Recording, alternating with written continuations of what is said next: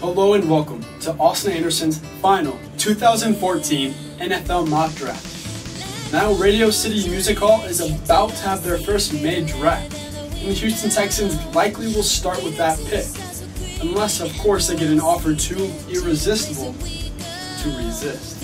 Alright, so we're going to do a mock draft without any trades, and it's going to start with the Houston Texans taking Jadeveon Clowney, number 1.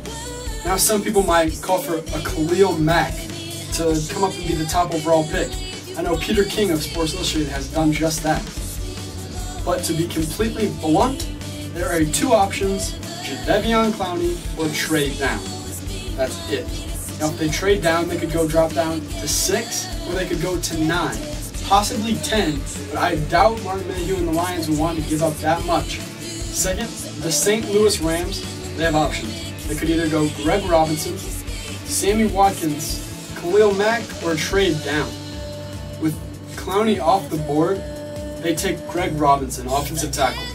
They took a similar player, Orlando Pace, a decade or so back, and they might get that exact same player. Now Robinson is raw, he needs to refine his pass blocking skills, but he is an absolute mauler in the run game. And with Zach Stacy and Sam Bradford, that backfield will be very happy to have a left tackle like Greg Robinson. Third, with the Jaguars, they do go with Khalil Mack, linebacker out of Buffalo. Now, head coach Gus Bradley was formerly the defensive coordinator of the Seattle Seahawks. Khalil Mack is the NCAA's all-time leader in tackles for loss and forced fumbles. And he is an absolute playmaker that will be the center of the Jaguars defense for the next decade. He is the kind of player that will turn a franchise around on the defensive side of the ball. And at 4, this is probably the most difficult decision to make. You can either go with wide receiver Sammy Watkins, who I believe is the greatest receiver to come in the draft since A.J. Green and Julio Jones. And personally, I believe he's a mix between the two. He's 6'1", but he plays much bigger than that. He plays that 6'4", 6'5", Calvin Johnson, A.J. Green type player, and a little bit of a smaller body. He's electric, and anytime he touches the ball, he could take a yard. He's my favorite player in the draft, and he's going over Johnny Football, Johnny Manziel to the Browns. Sammy Watkins of Clemson to pair him up with Josh Gordon, who led the league in receiving yards in just 14 games. No matter who you're at quarterback, those two receivers, they're going to find a way to be successful. The Raiders go with the 6'5" Johnny Manziel target, Mike Evans, out of Texas A&M with the 5th overall pick. And while that's quite a shock, it really shouldn't be. Matt Schaub needs some targets. They signed James Jones and have a little bit of depth to that core, but they need that number 1 guy. With Maurice Jones-Drew, amongst others, coming inside into the Raiders for free agency, this team will be a lot better than they were last year. They could go quarterback with Blake Bortles or Johnny Manziel. But this team needs to win now, and a backup quarterback just isn't going to do that for you. In the 6th pick, the Atlanta Falcons really want a defensive playmaker like Jadeveon Clowney or Khalil Mack. And it's a very real possibility that they'll trade up into the top 3 to get one of those guys. But at 6, they're looking between 2 players, Taylor Lewan, Michigan offensive tackle, and Jake Matthews, Texas A&M offensive tackle. Now Taylor Lewan is a 6'8", 4'8", 740 offensive tackle who came from the University of Michigan, whereas Jake Matthews is the most NFL-ready tackle in the draft. You've probably heard of his father, Bruce Matthews, kind of in the Hall of Fame. He's got good bloodlines, and he started 3 years at right tackle before taking over for last year's 2nd overall pick, Luke Joeckel, on the left side. With Sam Baker entrenched on the left side of this offensive line, Atlanta will have him play at right tackle and thrive in keeping Matt Ryan up. And at 7, the Tampa Bay Buccaneers. Their board didn't exactly fall how they wanted, and they may reach for a guy like Aaron Donald, who is one of my favorite players in the draft. But Mike Evans off the board, Sammy Watkins off the board. Right now, they take Johnny Football. Now listen, Josh McCown, he played great last year in Chicago, taking over for Jay Cutler. But he's going to be 35 when the season starts. And they also have last year's starter Mike Glennon, who looks a lot like Napoleon Dynamite. I'm going to go with Johnny Football as the best pick the Tampa Bay Buccaneers can make. And going right along with quarterbacks, University of Central Florida's Blake Bortles comes to the Minnesota Vikings at 8. Now they have the perfect bridge quarterback in Matt Castle, meaning Castle will play this year, teach Bortles the offense, and then Bortles will take off next year, where I believe he will be a stud in the NFL.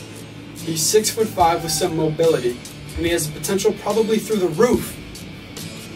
I'm telling you, people love Johnny Manziel. Bridgewater's starting to fall, maybe most NFL ready. But Bortles, he's the guy in this draft to watch in 5 years. Picking 9th overall, the Buffalo Bills are going to select Taylor Lewan, the tackle I was just talking about, from Michigan. He's a great player, and they can move him at right tackle or slide Cordy Glenn, formerly of Georgia, over to the right side and protect their franchise quarterback, E.J. Manning.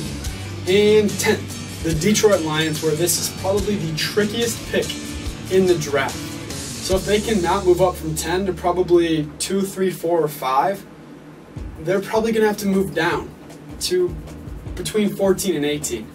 Probably to a team looking to get defensive tackle Aaron Donald. But sitting at 10, the Lions aren't going to reach for a safety. They're not going to reach for a corner.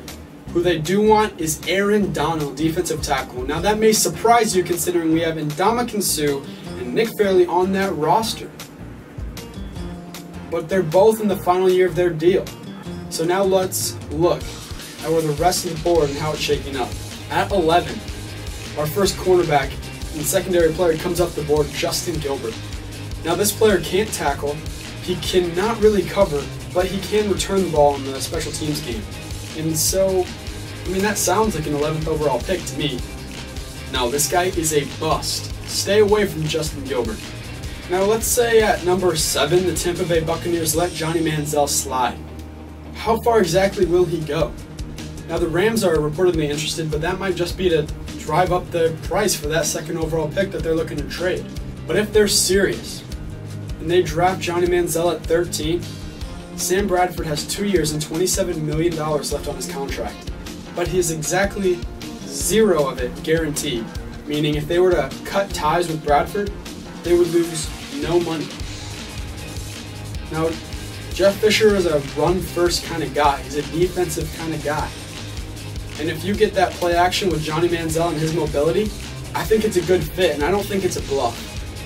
I think Johnny Manziel could be a St. Louis Ram.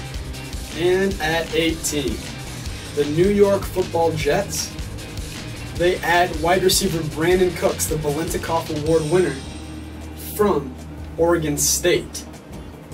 He ran a 4.33 40 and put him with CJ2K Chris Johnson and Michael Vick on the same field. That is so much speed.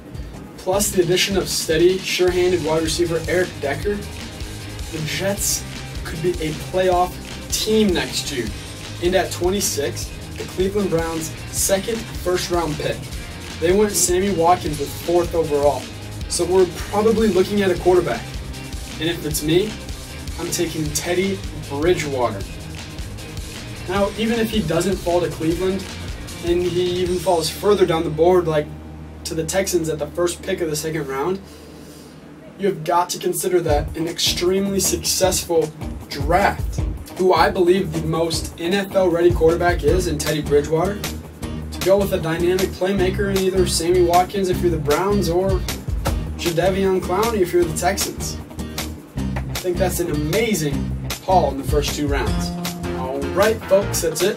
Tune in on Thursday at 7 o'clock Central to watch the NFL Draft, which we have been preparing for since last April's NFL Draft. Alright, enjoy it, cheer loud, boo hard, and I'll see you guys next time.